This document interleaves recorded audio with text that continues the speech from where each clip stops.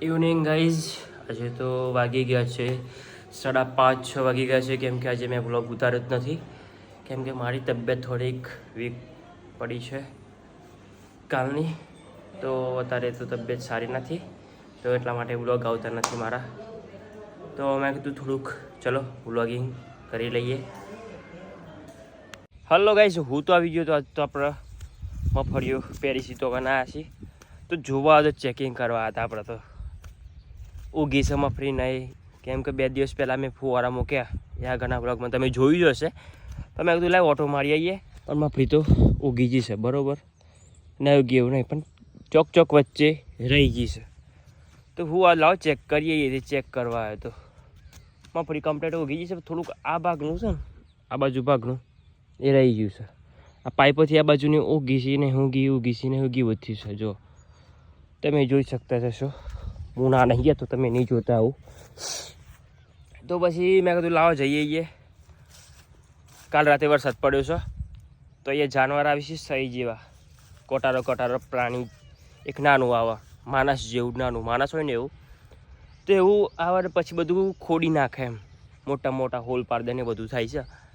તો મેં કીધું આપણે ચેક કરીએ, ખેતરમાં કોઈ નુકસાન કર્યું નહીં. ફુવારા પાડ્યા હતા, પછી ફુવારા ફાધરે ભેગા કરી દીધા છે. પાઇપો પડી છે ખાલી, આમ પાઇપોનો હવે વટ થઈ જશે, એ ગેલાઈ જાય, કારણ કે વરસાદ મેઘરાજા આવવાના છે બરાબર. એવું તો છે ને, મેઘરાજા નહીં આના વચ્ચે રીસામના આપણા મેઘરાજા થયા, પણ પાછા મોની ગયા. મોની તો જેલા પછી કાલ રાતે આખી રાત વરસાદ પડ્યો છે, પરમ દિવસ બપોરે આખો દિવસ વરસાદ પડ્યો છે. એટલે બસ ખેડૂતોને આટલું જ જોવો છે, વરસાદ પડો પણ એવું નોર્મલી પાડો તો ખેડૂતોને કોઈ નુકસાન થાય નહીં. જુઓ વરસાદ પડી ગયો છે, ભેજ બી થઈ ગયો છે, મસ્ત ભેજ થઈ ગયો છે એમ. આટલું નોર્મલી બરાબર છે. મફળી કપાસ એટલે કોઈ નુકસાન જેવું ના થવું જોઈએ, બીજું કોઈ નહીં. વધારે વરસાદ પડી જાય તો ખેડૂતોને નુકસાન થાય, એના લીધે ખેડૂતો આત્મહત્યા કરી છે. એવું આપણી બાજુ તો કંઈ બન્યું નહીં, પણ મોટા ખેડૂત હોય એમને બધું બહુ નુકસાન થાય છે, તો કે આત્મહત્યા જેવું કરતા હોય છે. એટલે મેઘરાજાએ ખબર જ છે બહુ વરસાદ પાડે જેવો છે, ને આ બાજુ જેટલી જરૂર છે એટલો જ વરસાદ પાડી છે. જો મફળીનું બધું વાવેતર છે 6 વીઘા, અને આ બાજુ બાકી છે. અહીંયા દિવેલા આવશે, ઓલી બાજુ કપાસના દિવેલા છે, ત્યાં દિવેલા જોવા આવવાના છે. પેલી બાજુ કપાસ છે, બાજુવાળા ખેતરમાં એવી કપાસ છે. તો હું તો જોવા આવ્યો તો પછી એટલામાં દાદાનો ફોન આવ્યો કે મને મફળી બતાય, મને વિડીયો શૂટ કરી મોકલજે. તો મેં કીધું ચલો એ બોન આપણે જતાઈએ. તો ખેતરમાં તો આવી ગયા છે આપણે, એટલે મેં કીધું તમને બતાવી દઉં.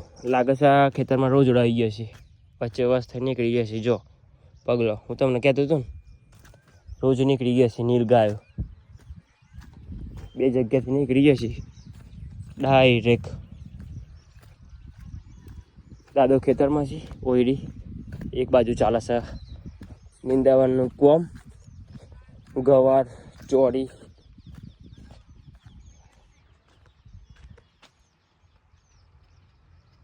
પપ્પા છે ત્યાં અને માણસો છે. બહુ જ ઘાસ થઈ ગયું છે ગવારમાં ને બધું. ચોરીનું નિંદામણ તો કરી દીધું છે. જો ફુવારા ભેગા કરી દીધા છે, ખાલી લઈ જવાના છે.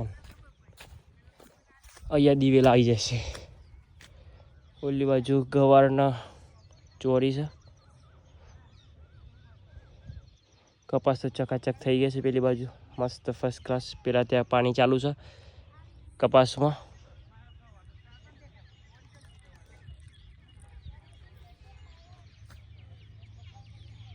તો ચાલતો હું તો જાઉં છું બાઇક લેવા માટે. વિડીયો શૂટ કરી લીધો થોડોક. દાદા કે મને થોડો વિડીયો મોકલજે.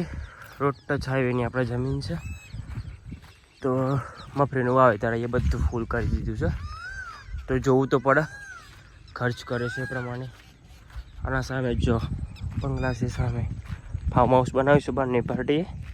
છે જૂના પેટાના બાજુના ગામના જ છે, પણ બધું ઇન્વેસ્ટમેન્ટ અંદર કાઢ્યું છે અમે જાતે જ.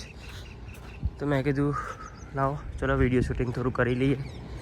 વરસાદનું વાતાવરણ છે, વરસાદ આવવાની તૈયારી થોડી ઘણી. ચલો આપણે ઘોડા તૈયાર હે, ઘોડા લઈને નીકળી જઈએ.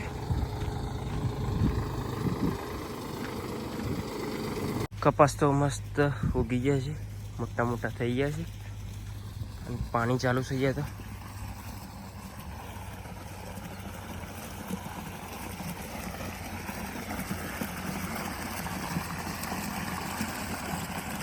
મેઘરાજાનું આગમન થઈ ગયું છે. છોટા છોટા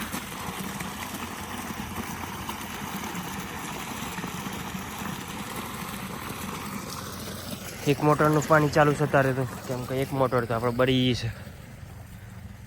તો ચલો જઈએ ઓઈડીએ. ચોરી તો મસ્ત ઉગી ગઈ છે, જો નિંદામણ કર્યું એટલે સારી થઈ ગઈ છે.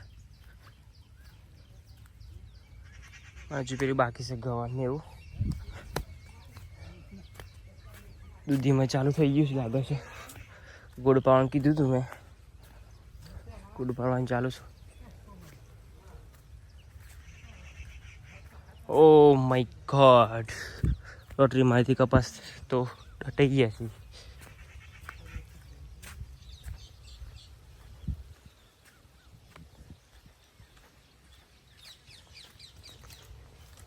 મુરજી કાકો તો બહાર ગયા હતા 2 દિવસે. આજ કહેતા હો ને ચોક ગયા, બહાર નતા જાય ચોક, એવું છે. મા આપા કે બહાર જાય ચોક. દૂધી મસ્ત ઉગી ગઈ છે ભાઈ, મોટી મોટી વેલા થઈ ગયા છે દૂધી.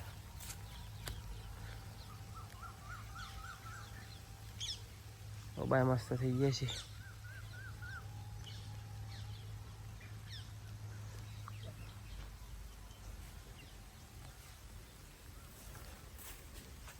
હેલો ગાઈસ, પોતાનો તેમ ફ્રેશ થઈ ગયો છું. હવે તૈયારી કરી દીધી છે આપણું સુવાની. તો ચાલો સુઈ જઈએ અને મળીશું તમને આવતીકાલના વ્લોગમાં. કેમ કે આજે તો બધો વ્લોગ ઉતર્યો છે નહીં મારો, ઓનલી થોડુંક ખેતરનું મેં શૂટિંગ કર્યું છે, એ જ છે, કંઈ વધારે છે નહીં. તો ચલો મળીએ. ગુડ નાઇટ, જય શ્રી રામ.